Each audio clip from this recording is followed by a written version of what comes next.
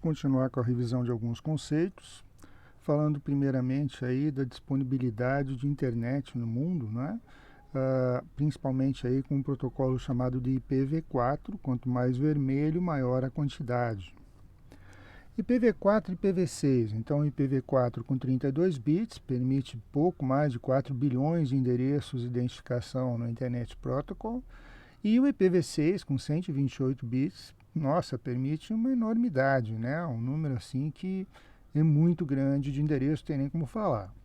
Em especial devido hoje à internet das coisas, ou até mais para a evolução Internet of Everything, né? Internet de tudo, tudo conectado na internet, levando aí a um século XXI, caminhando para o XXII, cada vez mais informatizado.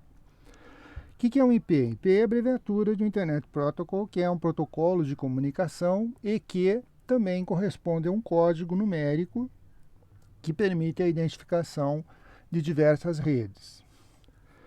O Brasil, ele ocupa a 4ª posição no ranking de endereços IPs mal configurados. Né? Muito comum aí no âmbito, né, da internet brasileira, falta de pessoal, e a falta de qualificação de pessoas faz com que o pessoal vá fazendo algumas instalações, algumas coisas meio de qualquer jeito, né, e acaba gerando aí alguns tipos de problemas. Como é que eu descubro um endereço IP? Eu preciso descobrir? Em princípio não, a máquina faz isso sozinha, mas se eu quiser descobrir, existem vários serviços na internet, serviços da própria internet, se você já está conectado e tem um pouco mais de intimidade, que te permitem fazer isso. Então aqui, por exemplo, eu usei o meu endereço ip.com e descobri o endereço lá do fpr.br, que é um servidor de www, né? um web, uma página. Então está ali o IP do nosso site lá, 217.209.3.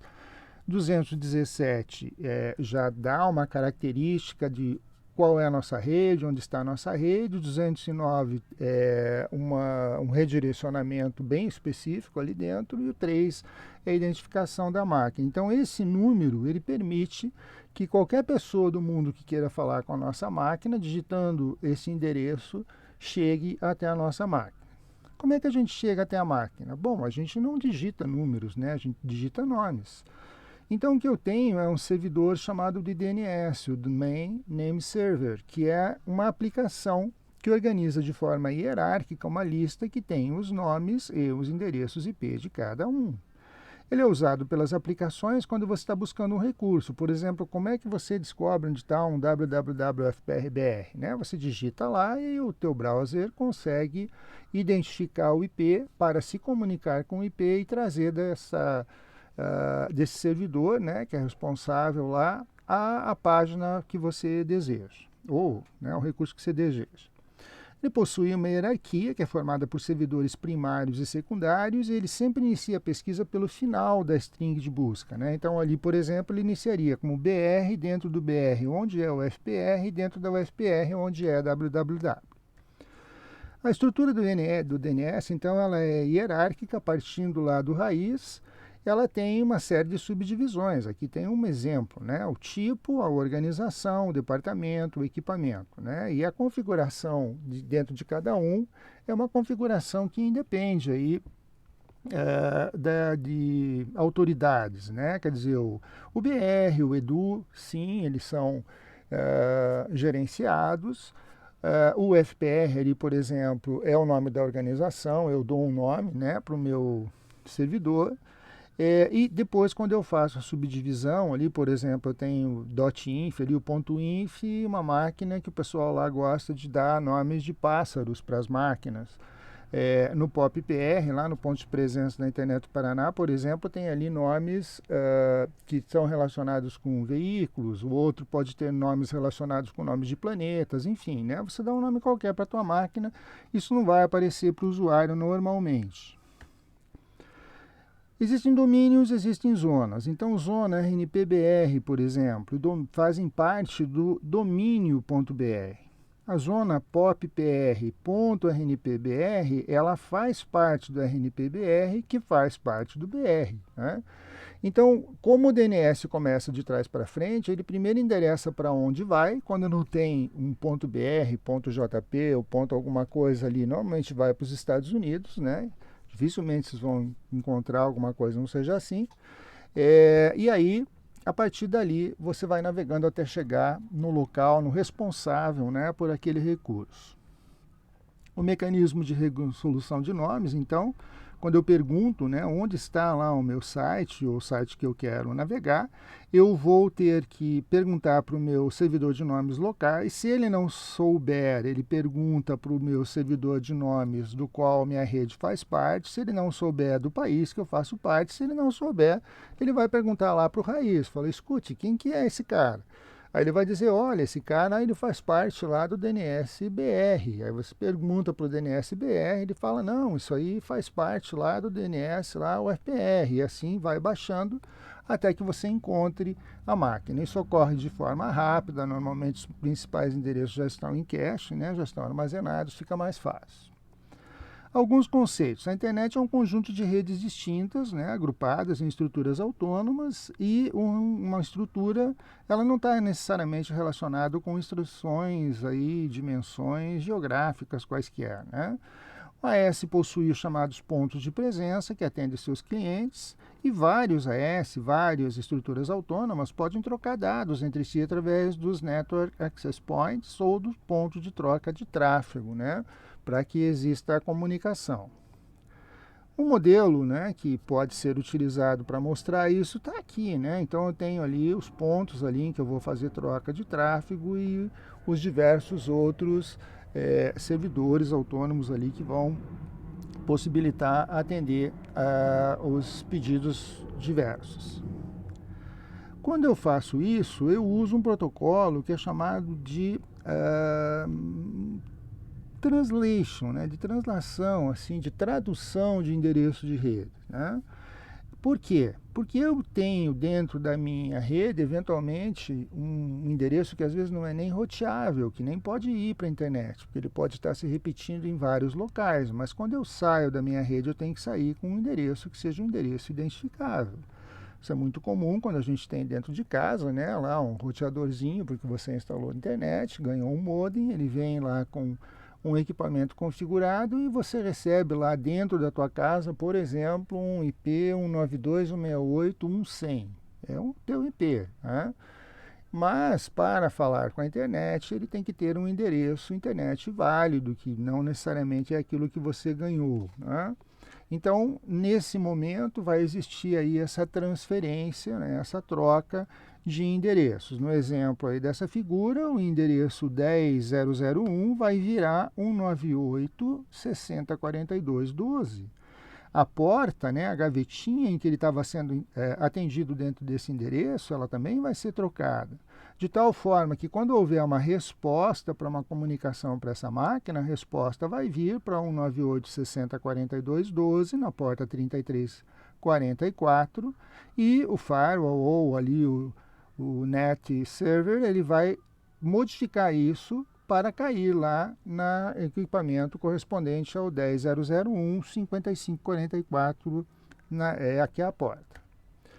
Bom, para fazer isso a gente usa o TCP/IP, né? Então o protocolo padrão das redes, TCP é um protocolo, IP é o outro, mas a gente usa eles em conjunto e eles são capazes de atender as aplicações que a gente usa normalmente, né?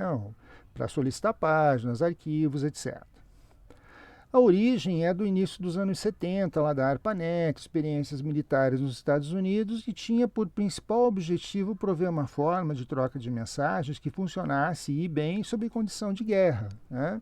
Então ela foi baseada no mecanismo de pacotes. O pacote quer dizer que se divide tua mensagem em várias partes, transmite, e aí você gerencia esses pacotes. A gente tem um outro videozinho de apoio aí que fala disso. Ele se popularizou porque é praticamente independente da tecnologia de rede que você emprega e, na verdade, ele integra redes diferentes, né? Ele permite troca padronizada de informações. Naquela época, o desenvolvimento foi relativamente inocente, não tinha grandes mecanismos de segurança, porque não precisava, era uma rede militar proprietária, né? Só tinha eles, o objetivo era único, então eles fizeram o mínimo. Depois foram colocadas algumas situações aí para disponibilizar aí para o público em geral e para garantir segurança.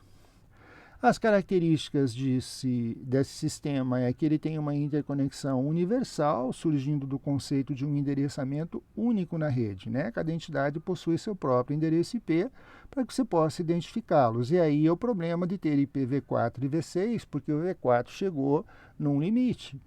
O reconhecimento é fim a fim, existe um mecanismo confiável para troca de informações através de reconhecimento, ciências ou acknowledge, né? Que seria ali o plural do ACK, que é o abreviado. E os padrões de protocolos de aplicação. Então, se você quer falar dentro dessa rede, se quer, por exemplo, lá mandar um e-mail, você pode usar lá um SMTP, que é o protocolo para mandar e-mail. Se você usa esse protocolo e o teu servidor, as outras máquinas também conhecem porque é patronizado, você consegue fazer comunicação universal, seja qual for o teu sistema operacional, máquina que você está usando. Existe, então, uma série de camadas e protocolos dentro dessa rede, né, em que vocês têm diversos tipos aí de redes físicas se comunicando por meio de uma rede que é voltada a um IP, que faz lá os translations necessários e que te permite acessar os diversos recursos que você tem vontade de acessar ou precisa acessar.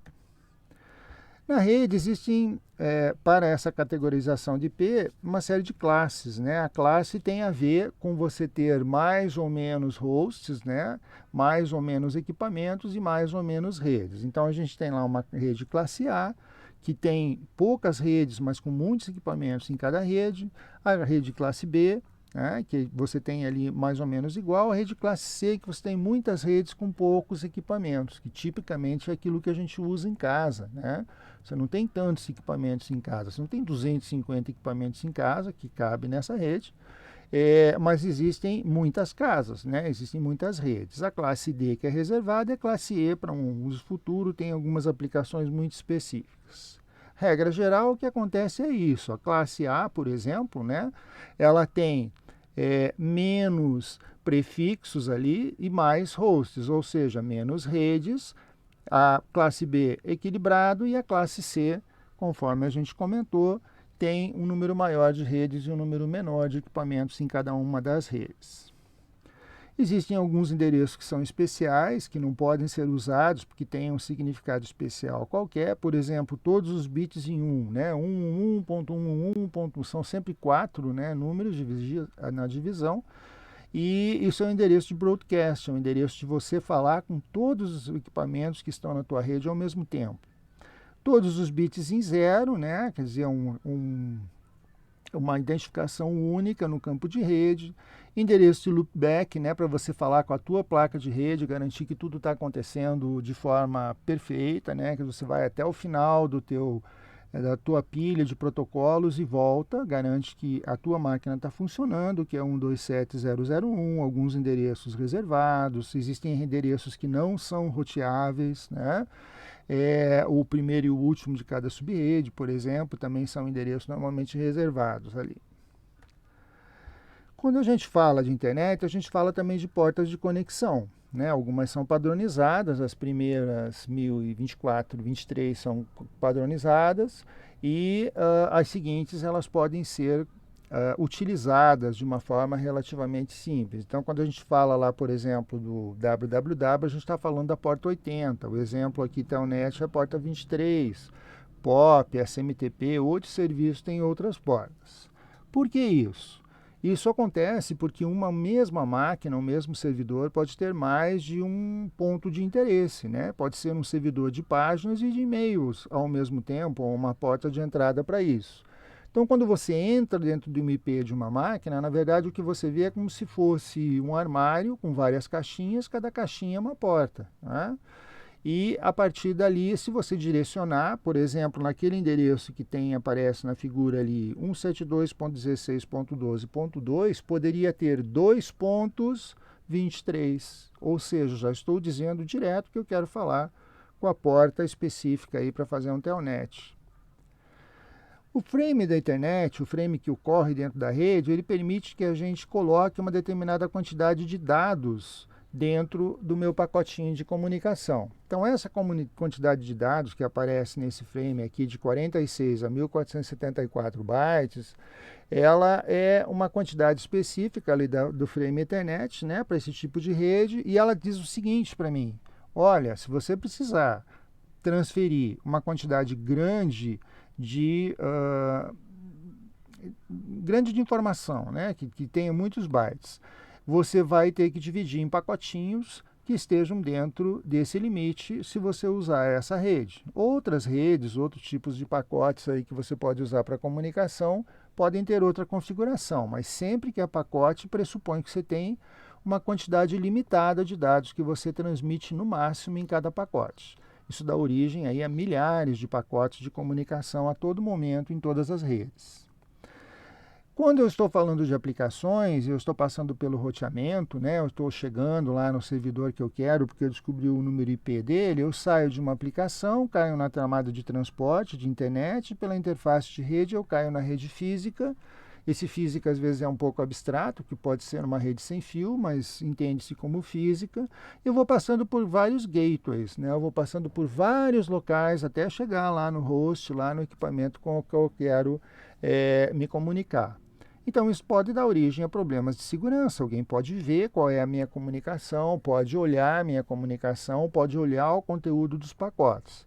O que faz com que, em determinados casos, eu precise criptografar, eu precise esconder, né, esse conteúdo que vai dentro desses pacotes. Só que quando eu for fazer isso, eu tenho que lembrar aqui que nessa camadinha do frame eu só posso fazer a criptografia dentro da parte dos dados, né? Porque se eu fizer na parte do endereço, não vai chegar em lugar nenhum.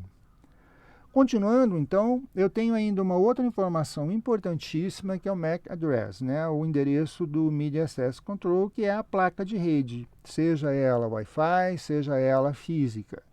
Cada placa tem um código formado por 6 conjuntos, 6 pares de caracteres hexadecimais. Vamos pegar um de exemplo ali, 74299C8FF55. Esse endereço, em princípio, é único no mundo todo, não existe outro. Quando o fabricante faz o equipamento, ele fala, ó, esse endereço vai ser desse equipamento, dessa placa, desse modelinho aqui. Nenhum outro tem para possibilitar que você consiga, dentro de uma determinada rede, endereços únicos. Porque o IP você pode variar. O IP ele vai ser atribuído conforme o tipo de classe de rede que você estiver, conforme a classe que você ganhou lá do teu provedor. Mas quando chega dentro da tua rede, ele tem que chegar destinado a um determinado equipamento. Então, na tua rede local, ele vai usar esse endereço MAC ali para fazer a comunicação. Esse endereço não muda, mesmo que você faça um translation lá do protocolo, do IP. Bom, quando eu estou falando isso, eu tenho que me preocupar aí com assim, o meu conteúdo é estático ou é dinâmico? Eu estou vendo uma página HTML imutável, uma figura, ou estou vendo assim uma transação? Quando eu falo nisso, né, a internet ela foi criada para ter um comportamento que é um comportamento de baixar arquivos e transferir arquivos. Aí surgiu a necessidade de processamento, surgiu um negócio chamado CGI, que também é um padrão. Chama-se Common Gateway Interface e é uma interface que fornece um meio pelo qual os browsers podem se comunicar com os servidores, enviando e recebendo dados, que tipicamente a gente utiliza quando a gente faz algum tipo de cadastro. Quando você manda um formulário, recebe um formulário, não interessa se é em Java, em ASP, em JavaScript, em seja lá o que for, o protocolo é um protocolo CGI. Tá? Então eu coloco lá uma tag de formulário e utilizo isso. E o sistema meu, que é universal, ele consegue fazer a comunicação e, eventualmente, daí o meu programa se comunicar com um banco de dados, com algum outro tipo de processo. Como que é o processamento? As requisições para os aplicativos do tipo CGI são processadas no servidor e as requisições de páginas estáticas fazem o servidor se comportar como se fosse simplesmente um servidor de arquivos, né? Então, se eu pedir, por exemplo, lá uma página HTML que seja uma página estática, daquela que está armazenada lá, eu simplesmente faço um download, né? O servidor pega o arquivo e fala, ó, tá aí. E se eu precisar assim, fazer um processamento CGI, aí vai para o processador CGI, que daí sim entra lá na tua tecnologia, PHP, Pure, Java, enfim, né, várias que existem, e esse processamento vai devolver alguma coisa específica. Hoje o mais comum é ter isso misto, né? Você tem um pedaço que é estático e um pedaço que muda ali dentro.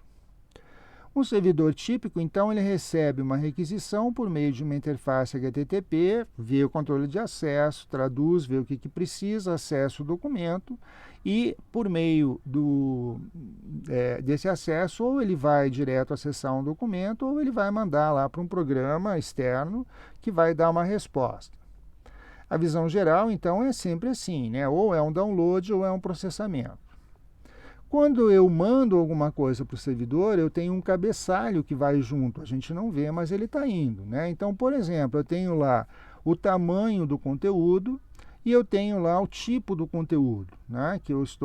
Com o qual eu estou trabalhando. Então, por exemplo, eu tenho lá um tamanho de 72 num formulário. Eu estou usando uma informação que vai ser útil para o servidor fazer o processamento, dentre outras.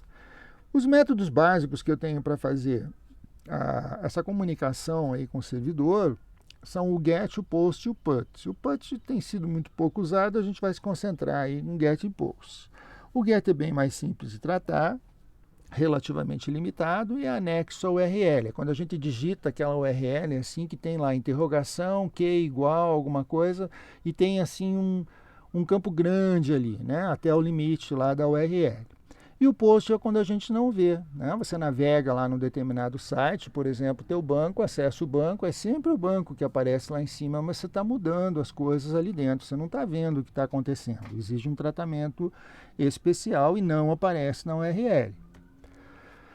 O método, então, é a forma por meio do qual os dados são passados do navegador ao servidor. Por exemplo, um HTTP, eu coloco lá o URL, o endereço e mando chamar lá o programa.exe ou alguma coisa, interrogação e passo as informações. O que vem depois da interrogação é que é tratado pelo programa. Tipicamente, quando vocês brincam aí com algumas coisas em que vocês estão mandando lá para o servidor, vocês estão fazendo isso. E o post é quando você simplesmente endereça lá para o teu programa, mas não diz o que você está passando. Então, você está passando o quê? Um determinado conteúdo que vai ser testado lá dentro. Quando vocês estão no laboratório lá e fazem uma página PHP usando um formulário para trocar dados com um banco de dados, vocês estão usando o método post, em geral. Como é que eu atendo a requisição? Eu leio qual foi o método que foi passado para mim, né, que tipo de requisição eu recebi. Se for GET, eu vou ler o query string, né, vou ler lá qual foi a string de consulta, e se não, eu vou ler no método POST primeiro qual é o tamanho do conteúdo e vou ler daí determinado, uma certa quantidade, né, dentro desse tamanho de bytes lá da minha entrada para poder fazer o processamento. Se não for nenhum dos dois, normalmente vai para uma mensagem de erro, termina. Quando sair alguma coisa do servidor e vier para o cliente, ele vem com um cabeçalho, né? Então ele vai dizer lá um content type, que tipo de dado está indo, por exemplo, lá um texto, HTML, um location que pode redirecionar o cliente para um outro local, um status, né? Alguma coisa não deu certo lá, não achei a página, 400 e pouco, o servidor está com problema, 500 e pouco, né? E esses cabeçalhos obrigatoriamente são seguidos de uma linha em branco. Então, quando a gente faz programação lá no laboratório em linguagem C, a gente tem que pôr uma linha em branco ali, senão não funciona. Os conteúdos são do tipo application, audio, image, message, ou seja, o que eu estou mandando para o browser. Por quê? Porque dentro desses tipos todos eu posso configurar o meu browser para ele aceitar determinadas aplicações e eventualmente já redirecionar para um aplicativo. Por exemplo, quando vier um PDF eu não quero abrir no browser, eu quero abrir lá no Adobe. Quando vier um doc eu quero que abra o Word. Quando vier um vídeo eu quero que abra no VLC. Ou não, eu quero abrir tudo dentro do browser, né? Então, como ele tem que saber o que tratar e como tratar aquela quantidade de bytes, né? E pensem só, quer dizer, nenhum arquivo que chega numa máquina é PDF ou é doc ou seja lá qual for a extensão. É um conjunto de bytes. Você vai interpretar aquilo de acordo com o conteúdo que você mandou. Se interpretar errado, não funciona. Por fim, os cabeçalhos de status, né? Eu já tinha mencionado, então 500 e alguma coisa erro no servidor, falhou lá, não conseguiu atender, não deu tempo, né? 400 e pouco, a requisição contém um problema qualquer, por exemplo, você digitou errado lá o nome do recurso, normalmente quando você digita errado aparece isso, ou ainda, né, aparece lá a página não encontrada, também quando você tem um link antigo. Né? Você pega aquele link de 2 anos atrás, de 1 ano atrás, em que você vai acessar um determinado recurso, você tinha aquele link, bacana, você está vendo um artigo científico lá, o sujeito citou que tirou do local tal, acessado em, é bonitinho, citadinho, mas não serve para nada, porque o sujeito reindexou aquela situação, você já não acha mais, né? 300 redireção, 200 sucesso, né? 200 ok, que a gente não vê também, e os 100 ali que são os informacionais. Os que a gente vê mais são os 400 e 500. Bom, existem momentos, então, né, a gente já comentou, em que eu quero transferir dados de forma segura. Então, para isso, eu uso a junção ali das palavras gregas, criptose e graphem, que querem dizer aproximadamente a escrita escondida, né, que a gente chama de criptografia. Normalmente a gente usa na internet o Security Socket Layer, né, um SSL.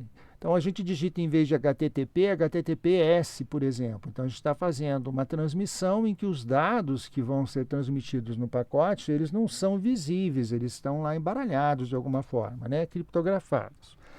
Ele usa protocolos TCP/IP como se fosse um proxy e acabou, quer dizer, ele é mais ou menos ali transparente. Mais ou menos não, ele é transparente para você, né?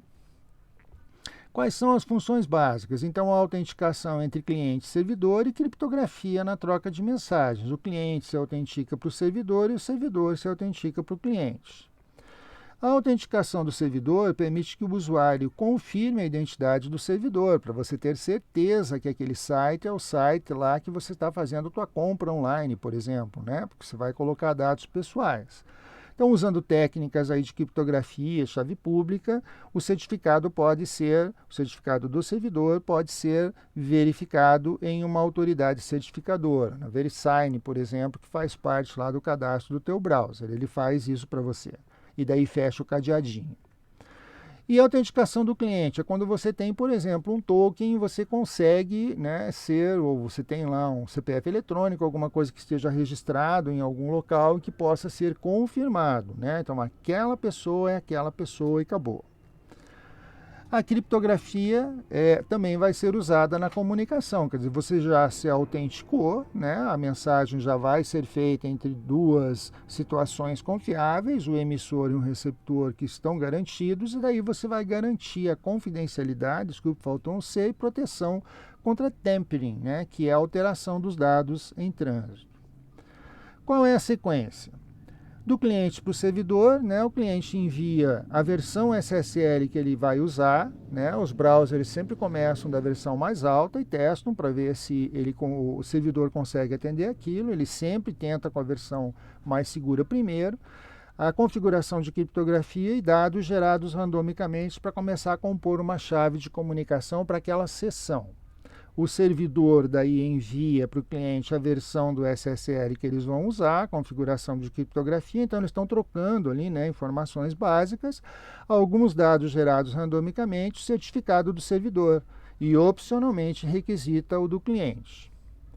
O cliente usa as informações que foram recebidas para autenticar o servidor. Ele pega aquele certificado e testa. Fala, pô, esse cara é esse cara mesmo? Se a autenticação falhar, o usuário é alertado, né? Aparece uma informação no teu browser lá, olha, esse site não é confiável.